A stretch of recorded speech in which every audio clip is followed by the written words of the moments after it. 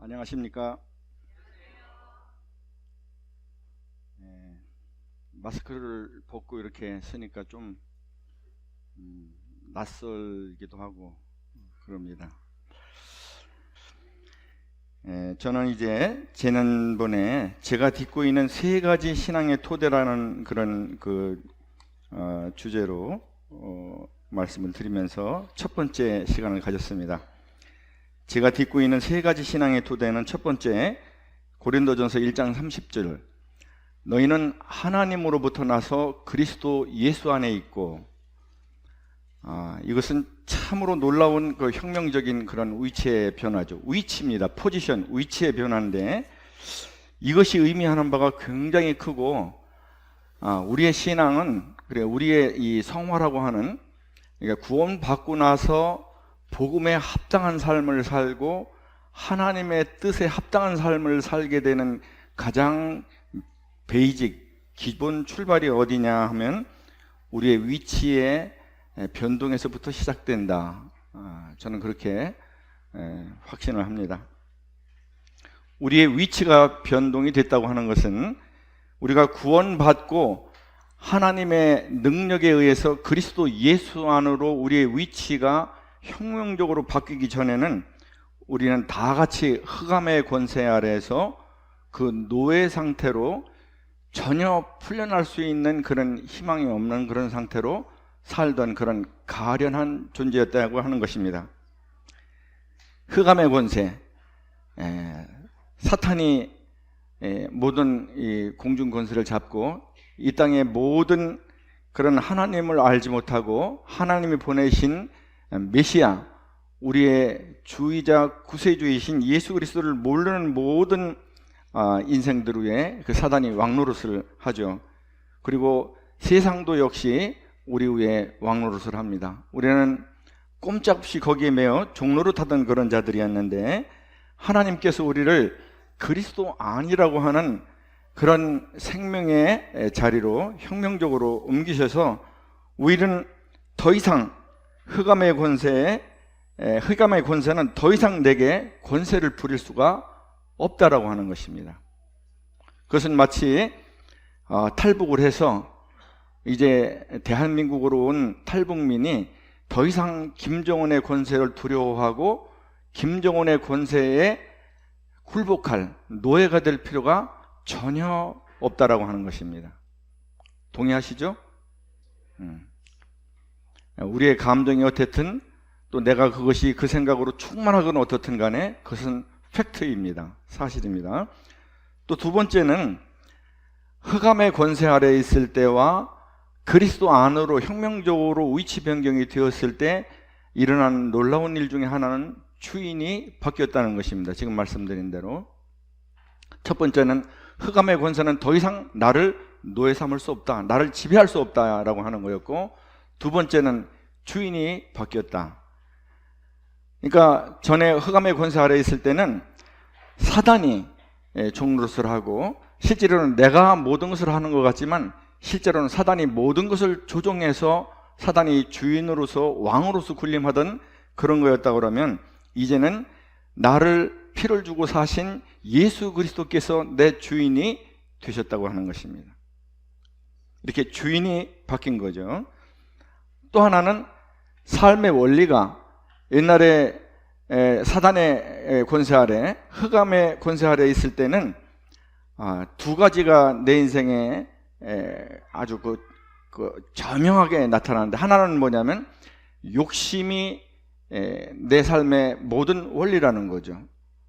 내 사고의 원리, 내 선택의 원리, 내가 지향하는 그런 방향성의 원리가 다 이 욕심이 주장을 하는 그런 삶이었고, 원리가 되는 삶이었고, 또 그것을 이루기 위해서 우리는 거짓말을 밥 먹듯이 하는, 거짓이 나의 호흡과 나의 마시는 음식이 되었던, 먹고 마시는 음식이 되었던 그런 삶의 원리가 전이었다고 그러면, 이제는 삶의 원리가 바뀌어서 하나님께서 그리스도 안에서 나를 사랑하시는 그 사랑이, 그리고 거기에 우리가 사랑하면 그가 먼저 우리를 사랑하셨음이야, 그 사랑의 반응, 이게 이제 성령님이 하시는, 우리 안에서 하시는 일인데, 그 사랑의 반응에서 하나님을 사랑해서 이것도 하고 저것도 하고 이것도 선택하고 저것도 선택하고 내 사고, 내 이 사고의 이런 그 흐름이 이것에 영향을 받고 지배를 받는 그런 삶의 원리가 바뀌었다 하는 것입니다.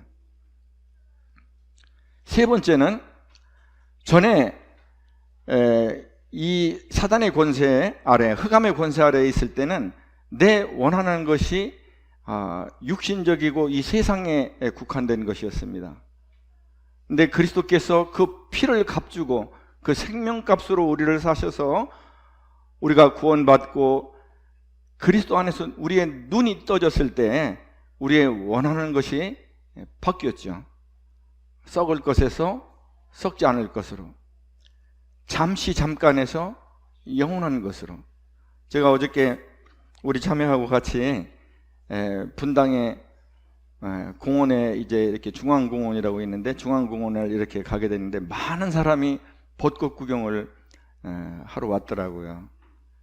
근데 바람이 그렇게 심하지 않은데 바람이 약간 정도 부는 정도였었는데 벌써 벚꽃이 떨어져 가지고서 이 비처럼 확 벚꽃 그 꽃잎사귀가 날려요. 사람들이 그것을 막 이제 핸드폰으로 막 찍고 이렇게 하는 그런 여러 모습들을 봤는데 벚꽃이 황홀했어요. 너무 그냥 소담스럽게 피고 여러 것이 이렇게 운집해 있으니까 아주 황홀했는데 우리가 보는 중에도 벚꽃은 사정없이 떨어지고 있었습니다.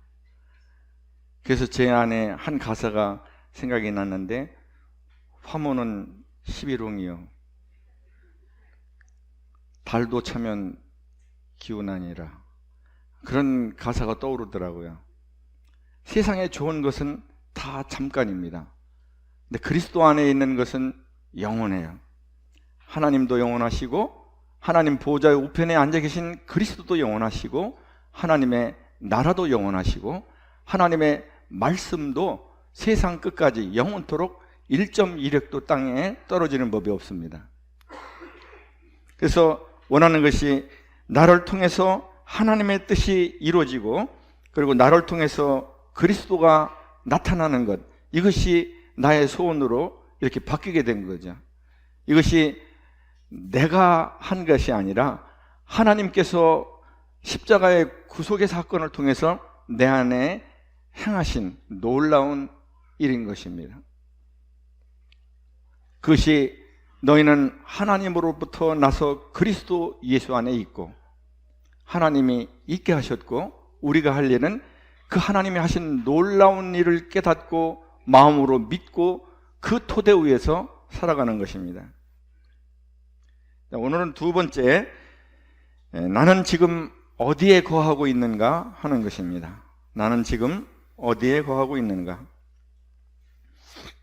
요한복음을 1절로부터 12절까지 읽을 것인데 이게 이제 교독하거나 이렇게 어느 한 성도님이 이렇게 읽거나 하니까 이게 녹음이 안 되더라고요. 그래서 황해찬 형제님 계시죠? 예, 황해찬 형제님에게 마이크 주시고 요한복음 15장 1절로부터 12절까지 아나운서의 목소리로 한번 듣겠습니다. 나는 참 포도나무요 내 아버지는 농부라. 무릇 내게 붙어 있어 열매를 맺지 아니하는 가지는 아버지께서 그것을 제거해 버리시고 무릇 열매를 맺는 가지는 더 열매를 맺게 하려 하여 그것을 깨끗하게 하시느니라. 너희는 내가 일러준 말로 이미 깨끗하여졌으니 내 안에 거하라. 나도 너희 안에 거하리라. 가지가 포도나무에 붙어 있지 아니하면 스스로 열매를 맺을 수 없음 같이 너희도 내 안에 있지 아니하면 그러하리라. 나는 포도나무요 너희는 가지라. 그가 내 안에 내가 그 안에 거하면 사람이 열매를 많이 맺나니 나를 떠나서는 너희가 아무것도 할 수 없음이라. 사람이 내 안에 거하지 아니하면 가지처럼 밖에 버려져 마르나니 사람들이 그것을 모아다가 불에 던져 사르느니라. 너희가 내 안에 거하고 내 말이 너희 안에 거하면 무엇이든지 원하는 대로 구하라. 그리하면 이루리라. 너희가 열매를 많이 맺으면 내 아버지께서 영광을 받으실 것이요 너희는 내 제자가 되리라. 아버지께서 나를 사랑하신 것 같이 나도 너희를 사랑하였으니 나의 사랑 안에 거하라. 내가 아버지의 계명을 지켜 그의 사랑 안에 거하는 것 같이 너희도 내 계명을 지키면 내 사랑 안에 거하리라. 내가 이것을 너희에게 이름은 내 기쁨이 너희 안에 있어 너희 기쁨을 충만하게 하려 함이라. 내 계명은 곧 내가 너희를 사랑한 것 같이 너희도 서로 사랑하라 하는 이것이니라. 예, 감사합니다. 요한복음 15장 1절로부터 12절까지 11절을 한번 봐주시기 바랍니다. 내가 이것을 너희에게 이름은, 여러분에게 한번 여쭤보겠습니다. 이것은 뭘 가리키는 것이죠?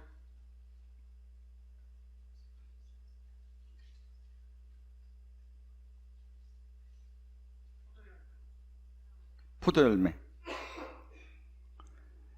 자, 이것을 너희에게 이름은 그랬으니까 하나님께서 우리에게 말씀하신 명령을 의미한다라고 볼 수가 있습니다. 두 가지를 10절까지 보면 두 가지 명령이 나와요. 첫 번째 명령은 뭐죠? 4절에 내 안에 거하라. 또 한 가지 명령은 뭐죠? 9절에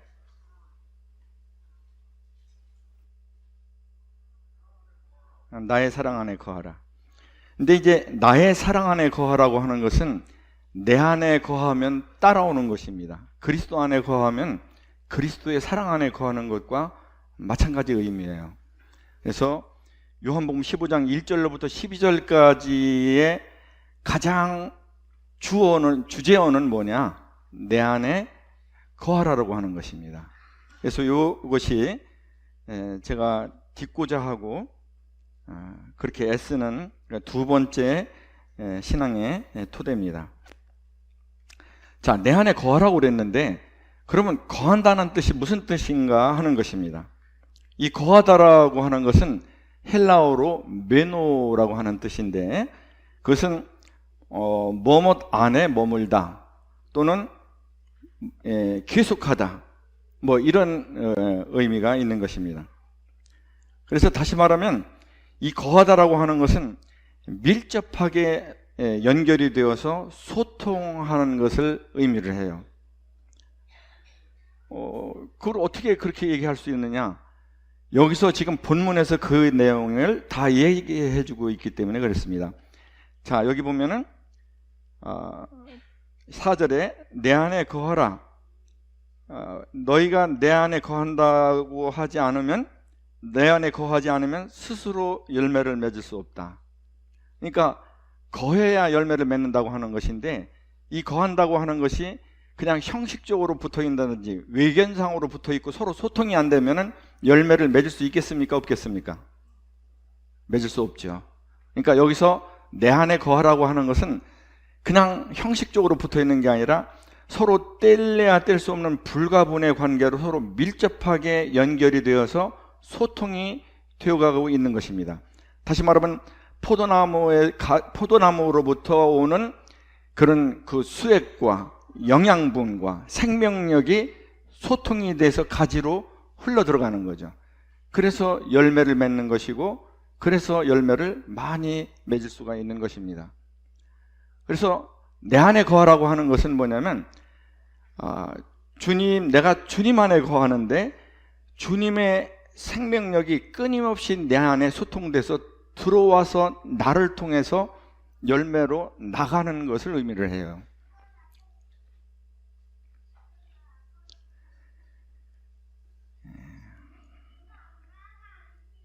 에베소서 2장 3절에 보면은 잠깐 보겠습니다. 에베소서 2장 3절 한번 황해찬 형제가 읽어주시기 바랍니다. 전에는 우리도 다 그 가운데서 우리 육체의 욕심을 따라 지내며 육체와 마음에 원하는 것을 하여 다른 이들과 같이 본질상 진노의 자녀이었더니. 예, 여기까지. 이 지금 그 3절에서 얘기하는 것은 구원받지 못한 그리스도 바깥에 있었을 때의 삶에 대해서 얘기하는 건데 성도도 이럴 수 있죠. 성도도 이럴 수 있습니다. 잠깐 정신이 나갈 때 이럴 수 있어요. 눈앞에서 주님을 놓칠 때 이럴 수 있거든요. 그렇죠? 네, 다윗도 그랬으니까요. 그래서 만약에 나의 욕심과 내가 원하는 것을 따라 내가 지금 현재 살고 있다면 나는 주님에 의해서 이미 죽은 옛사람 안에 여전히 거하고 있는 것입니다. 그러니까 나에게 주인이 되신 그리스도 안에 거해서 그리스도가 주인이 되셔 거기서부터 생명력이 흘러나와서 나를 통해서 열매를 맺어야 되는데 이 뿌리가 그리스도에게 닿아 있질 않고 옛사람에게 가서 닿아 있는 거예요.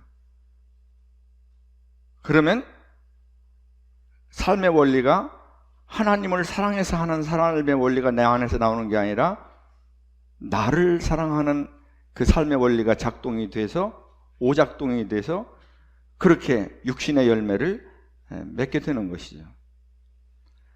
내 안에 거하는 것은 굉장히 중요합니다. 그래서 여기 주님께서 내 안에 거하라 이렇게 말씀하시는데 이렇게 생각할 수도 있어요. 아니 자유롭게 하면 되지 뭘 그렇게 왜 꼭 주님 안에 거하라고 그렇게 하시나? 응? 그냥 내가 내 안에 거하면 여기서 내는 그리스도가 아니라 나 그냥 내 안에 거해서 신앙생활하면 안 되나? 우리가 이렇게 한번 생각을 해볼 수도 있습니다.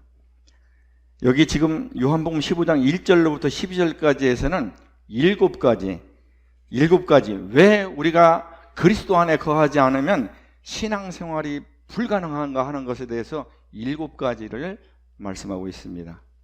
그 첫 번째 하나는 뭐냐면 그리스도 안에 거해야 비로소 열매 맺는 삶을 살 수가 있다는 것입니다. 우리는 참 열매 맺는 삶을 살고 싶죠.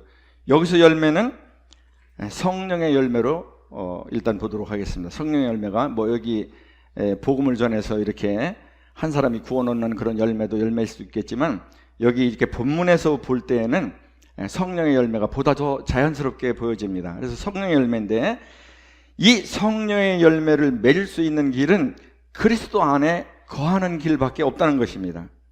그게 4절에 나오는 말씀이에요. 내 안에 거하라 나도 너희 안에 거하리라. 가지가 포도나무에 붙어있지 아니하면 스스로 열매를 맺을 수 없음 같이 너희도 내 안에 있지 아니하면 그러하리라. 다시 말하면 그리스도 안에 있지 아니하면 우리는 절대로 성령의 열매를 맺을 수 없다는 것입니다. 두 번째는 이 4절에 보면은 스스로라고 하는 말이 있는데 이게 개역 한글에는 뭐라고 나오냐면 절로라고 하는 말입니다. 저절로. 근데 이 성령의 열매는 생명력에 의해서 맺어지는 거라는 거죠. 하나님의 생명력으로 맺어지는 거예요. 이 성령의 열매는. 그러니까 여기 이제 결혼하신 분들이 자기 자녀의 이빨을 만들어주기 위해서 밤잠을 설쳐가면서 애써 보신 분들은 없을 거예요. 또 자기 자녀의 얼굴 모양을 자기하고 비슷하게 만들기 위해서 깎고 다듬고 디자인하고 설계하고 이렇게 해서 어렵게 노력하고 애쓴 사람은 없을 겁니다. 그거는 생명력에 의해서 저절로 만들어지는 거예요. 그게 성령의 열매입니다. 상품은 그렇지 않아요. 상품은 사람이 계획하고 설계도를 그리고 그리고 수고하고 애써야 됩니다. 그게 상품이에요. 근데 성령의 열매는 절대로 상품이 아니라는 겁니다. 그게 지금 본문에서 얘기하고 있는 거예요. 너희가 나를 떠나서는 절대로 열매를 맺을 수가 없다. 그거는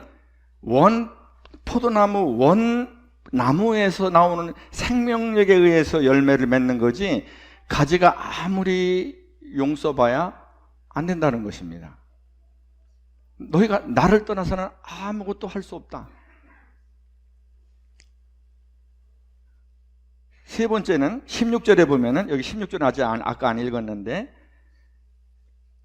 황희찬 형제님 16절 너희가 나를 택한 것이 아니요 내가 너희를 택하여 세웠나니 이는 너희로 가서 열매를 맺게 하고 또 너희 열매가 항상 있게 하여 내 이름으로 아버지께 무엇을 구하든지 다 받게 하려 함이라. 여기 보면 항상 있게 한다라는 말씀이 나와요.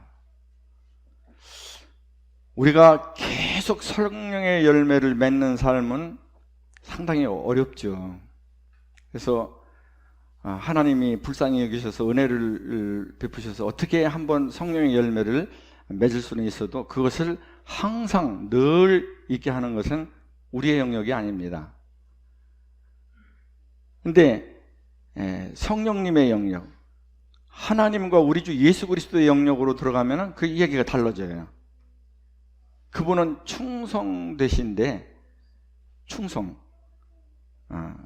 그분의 성함이, 이름이 충성이시잖아요. 충성이신데 이 충성이란 말이 뜻이 뭐냐면 늘 한결같다라고 하는 그런 말이 있습니다. 그런 의미가 있습니다. 늘 한결같다. 그렇게 성령의 열매가 우리 삶 가운데서 늘 한결같이 있게 하는 것도 나의 의지와 노력과 애씀 가지고는 안 된다 하는 것입니다. 그것은 성령님의 영역이에요. 두 번째, 5절입니다. 그리스도 안에 있어야 우리는 비로소 열매를 많이 맺는 삶을 살 수가 있습니다. 성령의 열매를 많이 맺고 늘 맺고 저절로 맺는 그런 삶을 살 수가 있어요. 근데 이 열매를 많이 맺으면 뭐라고 그러시냐면 여기 8절에 보면은 너희가 열매를 많이 맺으면 내 아버지께서 영광을 받으실 것이요 너희는 내 제자가 되리라. 여기 가슴 뛰는 얘기가 말씀이 여기 나오는데, 제자가 되는 길이 뭐냐? 우리가 다 꿈꾸는 거죠. 그리스도의 제자가 되는 삶. 근데 제자가 되려면 어떻게 해야 되냐? 그리스도 안에 거해야 되는 겁니다. 그러면 열매를 많이 맺게 되고 늘 맺게 되고 저절로 맺게 되고 그리스도의 제자가 저절로 되어집니다. 내가 그리스도의 제자가 되기 위해서 각고의 노력으로 그렇게 수고하고 애써서 제자가 되는 것이 아니라 그분께 붙어 있기만 하면 그분의 생명력이 방해를 받지 않고 그분의 주권이 방해를 받지 않고 내 안에 흘러 들어와서 나를 지배해서 나를 통해서 열매로 나타나게 해드리면, 그러면 우리는 제자의 삶을 살 수가 있고 제자가 됩니다. 세 번째는 7절인데 너희가 내 안에 거하고, 그러니까 우리가 그리스도 안에 거하고 그리스도의 말씀이 우리 안에 있으면 무엇이든지 원하는 대로 구하라. 그리하면 이루리라. 어떤 기도를 드리는 것이 바른 기도인지, 그리고 이 기도를 드리면 하나님께 응답받는 그런 기도가 되기를 우리가 다 소원하고 있습니다. 이 하나님께 응답받는 기도의 열쇠가 여기 있는데, 그리스도 안에 거해야 우리가 어떤 기도를 드려야 하나님께 바른 기도를 드리는지, 어떤 기도를 드려야 하나님으로부터 응답을 받을 수 있는지 이것이 결정이 됩니다. 기도, 이게 없으면 우리는 어떤 하나님과의 교류와 교제와 방향, 이렇게 수정 또는 치유, 또 하나님으로부터 새 힘을 받는 거, 하나님으로부터 어떤 말씀의 인도를 받는 거, 이런 것들을 할 수가 없는데 그리스도 안에 거해야 이런 것들이 가능하다는 것입니다. 네 번째는 9절에 나와 있는데, 아버지께서 나를 사랑하신 것 같이 나도 너희를 사랑하였으니 나의 사랑 안에 거하라. 그리스도 안에 거해야 나의 사랑 안에 거할 수 있다는 것입니다.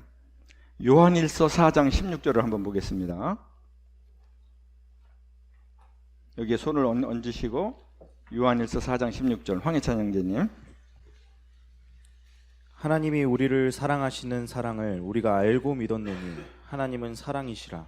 사랑 안에 거하는 자는 하나님 안에 거하고 하나님도 그의 안에 거하시느니라. 자, 사랑 안에 거하는 자는 하나님 안에 거하고 그랬죠? 그러니까 그리스도 안에 거해야 그리스도의 사랑 안에 거하는 거예요.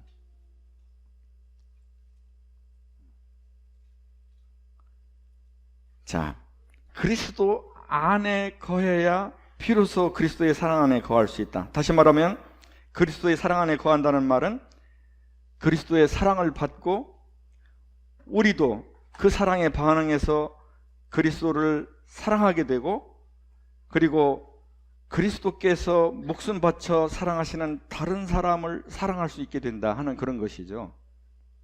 그러니까 그리스도의 사랑 안에 거하는 것이 아니면 우리는 그리스도인으로서 어떠한 동기도 가질 수가 없고 그거를 추진할 수 있는 힘도 없다 이 말이죠. 내가 왜 이런 나에게 손해 나는 일, 어쩌면 어려운 일, 어쩌면 피하고 싶은 일, 어쩌면 나를 낮춰야 되는 일에 나를 드릴 수 있는가? 사랑 때문에 그렇습니다. 동기가. 힘이 든데 이걸 어떻게 계속해서 할 수 있는가? 그리스도의 사랑이 강권하는 강력 때문에 그렇습니다. 그러니까 구원받은 사람이 주님을 위해서 열매를 맺는 삶을 살고 싶은데 그리스도의 사랑 안에 거하지 않는다 그러면은 동기 부분도 이게 분명치 않고 이 힘도 없는 거예요. 근데 그 그리스도의 사랑 안에 거하는 그 먼저 선행 원인이 그리스도 안에 거해야 된다고 하는 것이죠.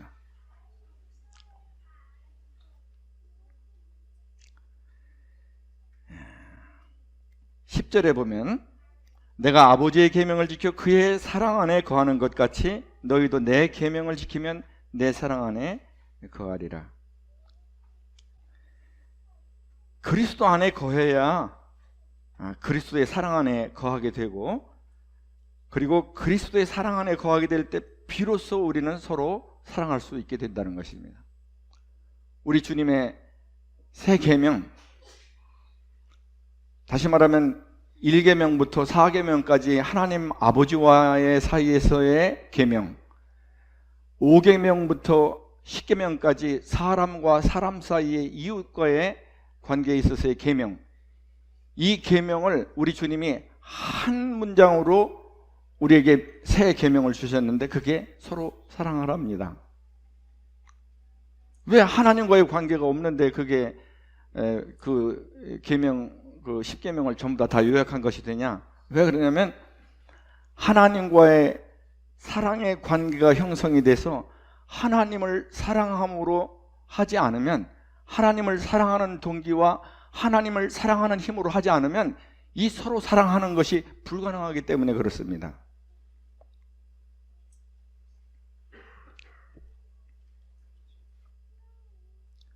그래서 그리스도 안에 거해야 우리는 그리스도의 사랑 안에 거하게 되고, 그리고 그리스도의 사랑 안에 거해야 비로소 우리 주님의 새 계명인 서로 사랑하라는 한 말씀을 이루어 드릴 수가 있는 것입니다. 그리스도 안에서. 6번째는 11절인데 내가 이것을 너희에게 이름은 내 기쁨이 너희 안에 있어 너희 기쁨을 충만하게 하려 함이라. 주님께서 내 안에 거하라, 내 사랑 안에 거하라 라고 명령하시는 그런 이유는 뭐냐 하면은 11절에 주님의 기쁨을 우리 안에 있게 하시고, 그리고 주님의 기쁨으로 충만하게 하기 위해서 그렇다는 거예요.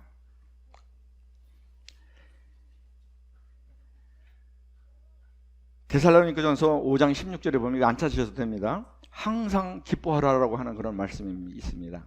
항상 기뻐하라. 이게 만약에 명령으로, 의무로 우리에게 주어졌다, 이렇게 하실 수 있겠습니까? 불가능합니다. 이거는 항상 기뻐하라. 그러니까 우리로 하여금 계속 이 말씀에 있으면 죄의식을 갖게 하고 주눅이 들게 하죠. 근데 주님이 그렇게 얘기하지 않으시고 너희가 내 안에 거하면 내 기쁨이 너희 안에 있게 될 것이다 그리고 너희도 내 기쁨이 너희 안에 있는 것으로 말미암아서 충만한 기쁨을 가지게 될 것이다. 이렇게 말씀하고 있는 것입니다. 기쁘는 게 굉장히 중요해요. 왜냐하면 여호와를 기뻐하는 것이 너희의 힘이기 때문에 그렇습니다.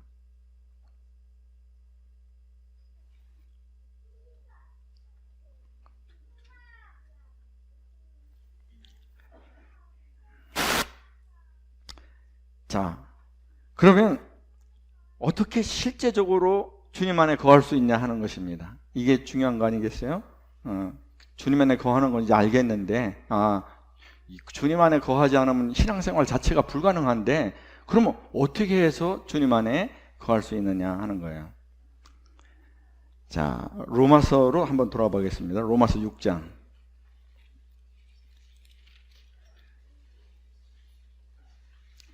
죄송합니다. 요한복음을 먼저 볼게요. 요한복음 15장에 보면은 여기서 이제 4절에 그 말씀이 나오는데, 내 안에 거하라는 말을 다른 말로 표현한 말이 15장 4절에 나와요. 그게 뭘까요?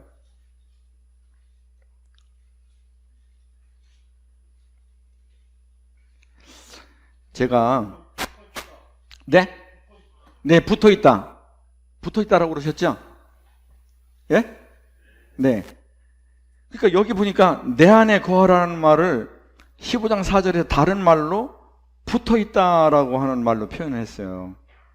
그러니까 내 안에 거하는 건 뭐냐? 붙어 있다는 것입니다.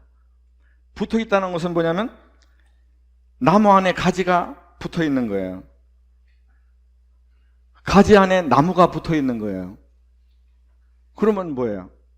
나무와 가지는 불과 분의 관계에 있는 하나다라는 거 아니잖아요. 하나다. 나눌 수가 없다는 거잖아요. 그러니까 이게 붙어 있다는 말은 하나다라는 얘기예요. 하나. 그러면 이 하나라고 하는 것이 성경에는 다른 데는 어떻게 표현이 되어 있는가를 이제 보기 위해서 로마서 6장으로 가는 겁니다. 로마서 6장 13절을 한번 보겠습니다. 또한 너희 지체를 불의의 무기로 죄에게 내주지 말고 오직 너희 자신을 죽은 자 가운데서 다시 살아난 자 같이 하나님께 드리며 너희 지체를 의의 무기로 하나님께 드리라. 자, 여기 보니까 너희 몸을 의의 무기로 하나님께 드리라는 거예요. 다시 말하면 너희 몸을 하나님의 손에 들린 하나님의 무기로 하나님께 드리라고 하는 겁니다. 그러니까 여기 보니까 그 붙어 있다라는 말을 뭐라고 표현하냐면 드리라라고 하는 말로 표현했어요.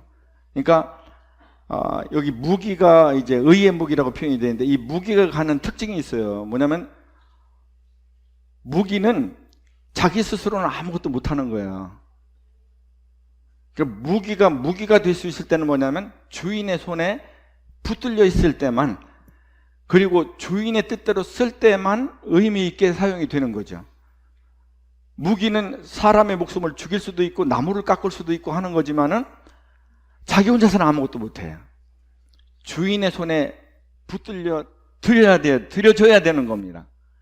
근데 여기서 지금 성경이 뭐라고 그러냐면 우리 성도 개개인이 주님께 그렇게 해야 된다는 거예요. 주님께서 나를 붙들고 그분의 뜻에 맞게끔 사용하시도록 그분께 드리라고 하는 것입니다. 드려라. 이게 붙어 있다라고 하는 뜻입니다. 붙어 있다. 또 다른 데서는 뭐라고 표현이 되어 있는지 또 한번 보겠습니다. 19절을 한번 읽어보세요. 너희 육신이 연약함으로 내가 사람의 예대로 말하노니 전에 너희가 너희 지체를 부정과 불법에 내주어 불법에 이른 것 같이 이제는 너희 지체를 의에게 종으로 내주어 거룩함에 이르라.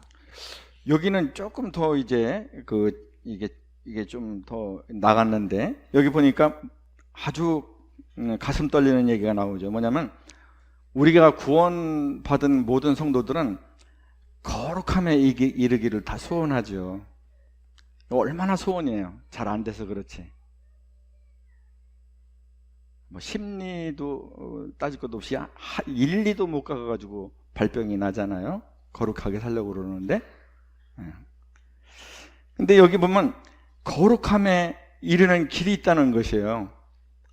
그건 뭐냐면 너희 몸을 의인에게, 그리스도에게 종으로 내주라는 겁니다. 그러면 여러분은 거룩함에 이룰 수 있다는 거예요. 종으로 내주라고 그러니까 조금 마음이 이게 좀 어렵지 않으세요? 그러면 우리는 자유인인데 종으로 내주기가 어렵잖아요. 그래서 주님이 이런 우리의 마음을 아시고 이런 것도 아주 그냥 그 성경에 아주 친절하게 말씀을 해 놓으셨더라고요. 출애굽기 21장 5절로 6절을 보겠습니다. 출애굽기 21장. 만일 종이 분명히 말하기를 내가 상전과 내 처자를 사랑하니 나가서 자유인이 되지 않겠노라 하면 상전이 그를 데리고 재판장에게로 갈 것이요 또 그를 문이나 문설주 앞으로 데리고 가서 그것에다가 송곳으로 그의 귀를 뚫을 것이라. 그는 종신토록 그 상전을 섬기리라. 자, 이 종에 관한 법에서 하나님께서 뭐라고 말씀하시냐 그러면 히브리 공동체 안에서의 얘기예요. 내가 만약에 히브리인인데 내가 만약에 히브리인 종을 사면은 6년 동안은 그를 종으로 부리되 7년째에는 그를 반드시 후하게 삭슬 쳐줘서 자유인으로 내보내줘라 하는 것입니다. 근데 여기 보니까 이 종이 결혼을 했어요. 주인의 호의에 의해서 결혼을 해서 자식까지 낳습니다. 근데 이 종이 뭐냐면 주인이 자기에게 선대하고 후대했기 때문에, 그리고 주인이 자기를 인격적으로 대해줬기 때문에 주인을 사랑해요. 그리고 자기 처자도 사랑합니다. 그래서 그 집을 나갈 때는 혼자 단신으로 나가야 되는데 나가기가 싫은 거예요. 그러면 어떻게 하느냐? 저는 이 7년째 자유하게 되는 이 권리를 사용하지 않겠습니다. 그래서 제가 여러분에게 여쭤보는 겁니다. 아니, 우리가 종 되는 거 좋아할 사람이 하나도 없고, 응? 그 노예가 우리가 경험을 안 해봐서 그렇지 그게 쉬운 거 아니잖아요. 이제 자유하게 됐는데 이 사람의 자유하게 된 자기 권리를 마음대로 행사할 수 있는 그런 권리의 절호의 기회가 왔는데 그것을 못하도록 꽉 붙잡는 게 뭐였습니까? 4절에 5절에 나오는데요. 사랑하니, 사랑이 꽉 붙들었네요. 그러니까 우리가 그리스도께서 나를 도구로 사용하시도록 내어드릴 때 의무나 당위성이나 이렇게 하지 않으면 안 되니까 그냥 마지못해서 억지로 내어드리는 게 아니라는 것입니다. 여기에도 십자가의 그 사랑이 강력으로 작용을 하는 거예요. 그래서 십자가는 구원받을 때만 필요한 게 아니라 성도에게 일생 동안, 아니 영원히 성도에게 필요한 것입니다. 왜냐하면 우리는 거기서부터 모든 능력을 공급받을 수 있어요. 그래서 주님을 사랑해서 주님이 나를 사용하십시오 하고 내어드리는 겁니다. 도구로. 이렇게 종으로, 자원하는 종으로 내주는 것을 요한복음 15장 5절에서는 붙어있다 이렇게 표현합니다. 13절에는 드리다라고 표현합니다. 19절에서는 종으로 내어준다 이렇게 표현합니다. 이게 그리스도 안에 거하는 길입니다.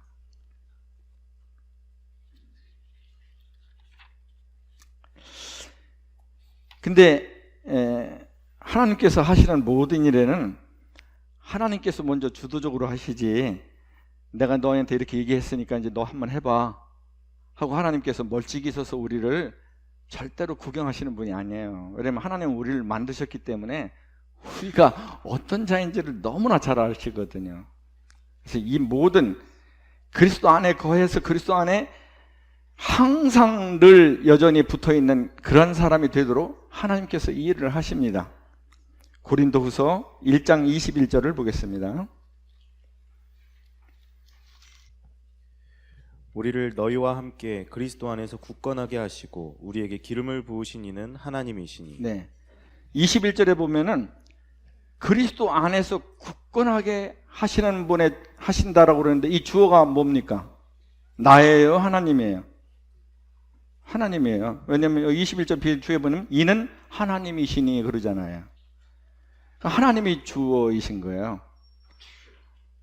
그러니까 우리가 그리스도 안에 붙어 있는 것은 걱정할 게 없다. 왜냐면 모든 것을 다 하시고 모든 것을 다 하실 수 있는 하나님께서 우리 성도 한 사람 한 사람, 그 가슴에 그 사랑하는 아들의 피가 뿌려진 모든 성도 한 사람 한 사람을 그리스도 안에서 견고하게 서도록 붙드는 그 주체가 내가 아니라 하나님이시라는 겁니다. 그럼 나는 뭐냐?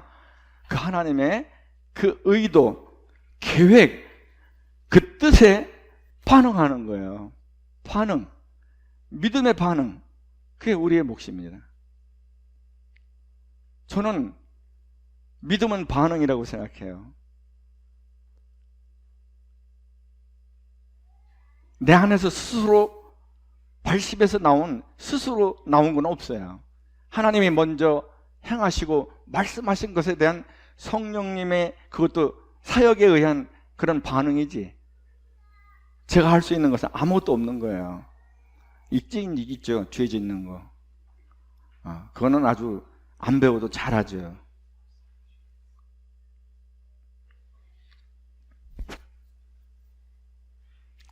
빌립보서 1장 6절을 보겠습니다.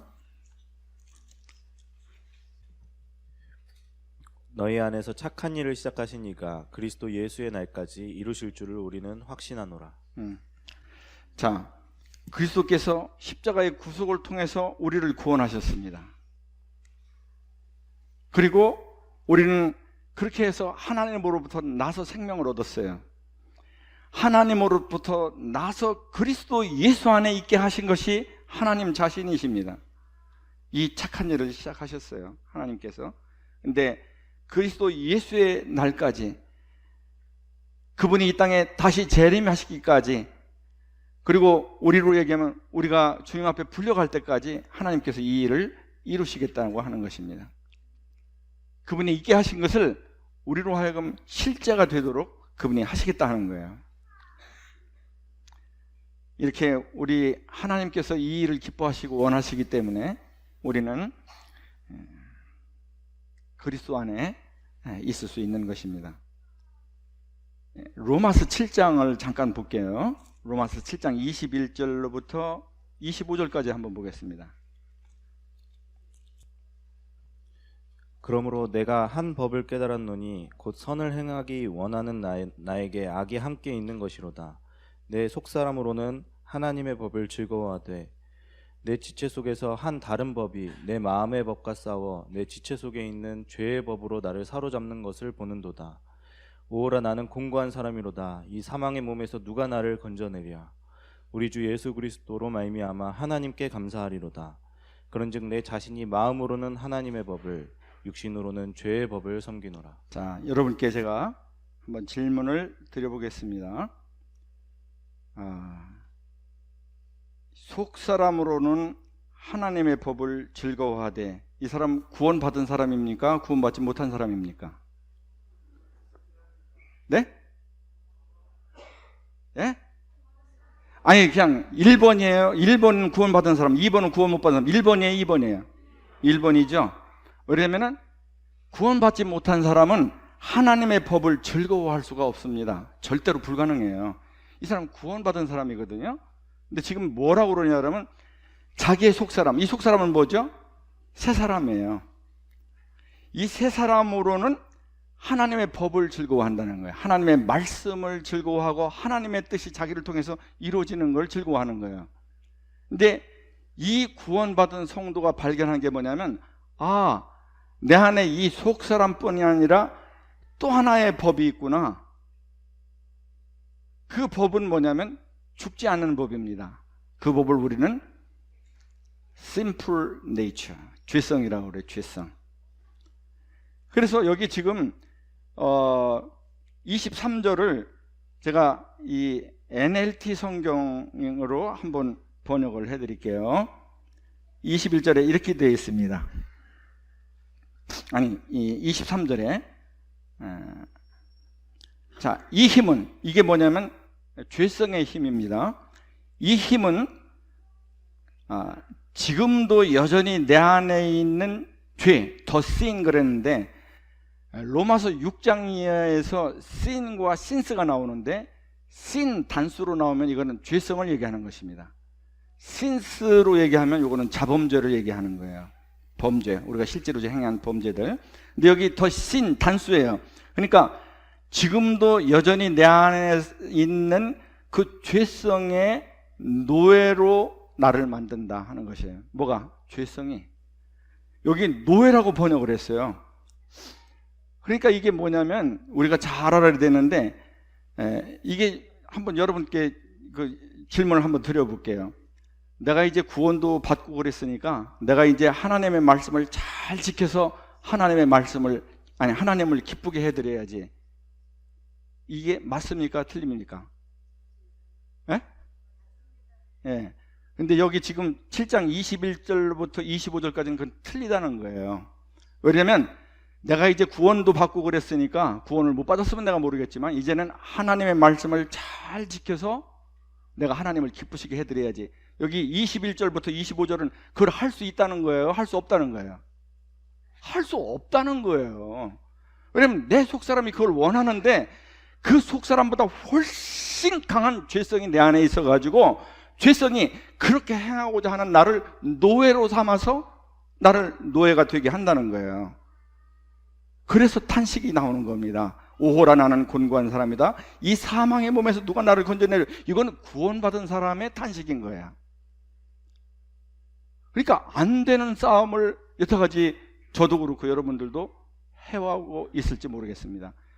이게 이길 수 있는 방법은 그리스도 안에 거하는 것인데, 그리스도 안에 거하는 것은 그냥 내가 하려고 하는 것을 내려놓는 거예요. 내가 약해지는 거예요. 그분께 전적으로 내어줘서 그분의 생명력이 나를 통해서 흘러들어와서 나를 주장해서 열매를 저절로 그분의 선 때문에, 그분의 생명력 때문에 맺어지는 거란 말이죠. 성경이 한결같이 얘기하고 있는 것은 이것입니다. 요한복음 10장 10절에 내가 온 것은 양으로 생명을 얻게 하고 풍성히 얻게 하려 함이라. 생명을 얻게 하는 것이 그리스도의 구속을 통해서 우리에게 주어진다라면, 하나님의 눈은 어디에 가 있느냐 그러면 생명을 얻게 하고에 하나님의 눈이 가 있는 게 아니란 말이죠. 더 풍성히 얻게 하려고 하는 것에 눈이 가 있는 거예요. 하나님의 눈이. 그리고 더 풍성히 얻게 하는 사람, 다시 말하면 열매를 많이 맺는 삶은 어떻게 가능하냐? 그리스도 안에 거할 때만 유일하게 가능하다는 거예요. 그래서 제가 이 고린도 후서의 말씀을 여기 한번 찾아보도록 하겠습니다. 고린도 후서 4장 10절입니다. 이제 요거 하고 마칠게요. 4장 10절 11절. 우리가 항상 예수의 죽음을 몸에 짊어짐은 예수의 생명이 또한 우리 몸에 나타나게 하려 함이라. 우리 살아있는 자가 항상 예수를 위하여 죽음에 넘겨짐은 예수의 생명이 또한 우리 죽을 육체에 나타나게 하려 함이라. 이게 이제 예수의 죽음을 몸에 짊어졌다 하는 것은 뭐냐면, 내가 그리스도와 함께 십자가에 못 박힌 것을 나는 항상 의식하고 살아간다는 거야. 근데 여기서 십자가에 못 박힌 것은 로마서 6장에서 옛사람이라고 얘기했지만 로마서 7장에 가니까 새 사람도 별로 힘이 없더라는 거예요. 왜냐하면 죄성이 훨씬 강력합니다.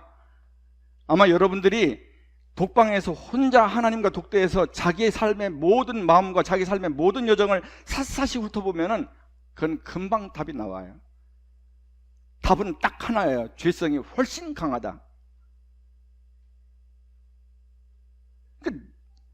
옛사람이든 새사람이든 나라고 하는 자라고 하는 존재를 가지고는 안 되는 거예요. 그리스도께서 내 안에 주 되시는 것에 내어드려야 되는 겁니다. 그것을 성경에서 세 가지로 얘기하고 있는데, 여기 지금 포도나무와 가지의 비유. 가지가 열매 맺는 거 아니다. 포도나무가 열매 맺는 거다. 또 두 번째는 선한 목자와 양의 비유.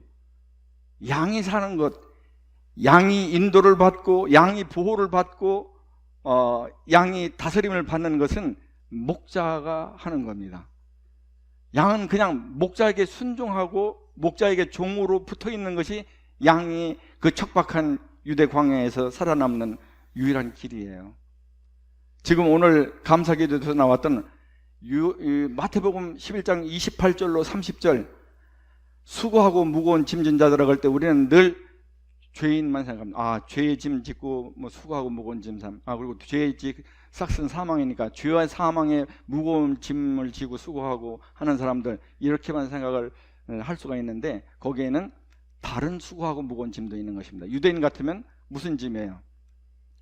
죄와 사망의 짐도 있지만 율법의 무거운 짐이에요. 왜냐면 절대로 그 율법의 요구를 이루어드릴 수가 없습니다.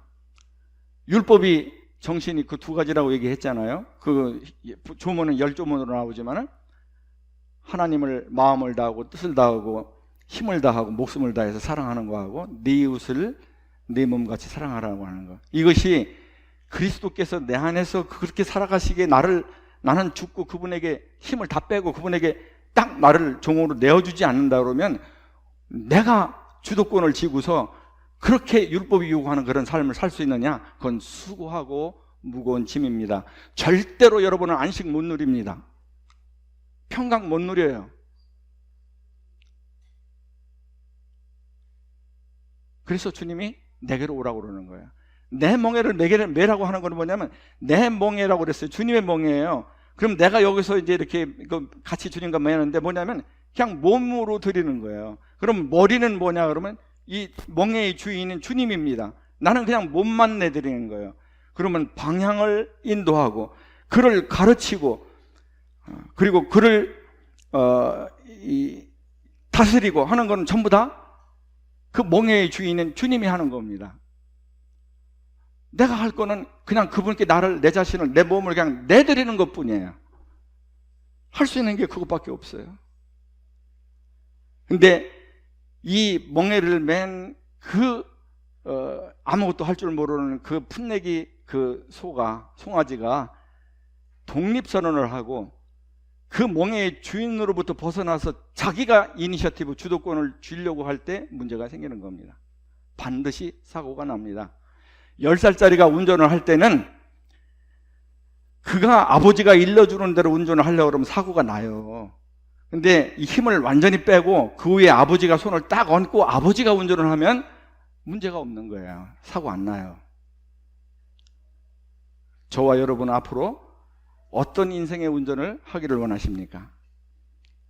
주님 없이 여러분이 인생의 운전대를 여러분이 잡고 내가 옳게 생기는 방향대로, 내가 인도되는 대로, 내 마음이 이끌리는 대로, 내 눈에 좋게 보이는 대로 그렇게 운전해 가시겠습니까? 안 그러면 이 힘 빼고 운전대에 손을 얹고 있지만 주님 그 말씀이 내 손을 딱 잡고 운전하게 나를 온전히 내 지체를 그분에게 내드리고 나는 그분의 몸이고 수족이고 그분은 내 머리고 이렇게 살아가는 그런 인생을 사시겠습니까?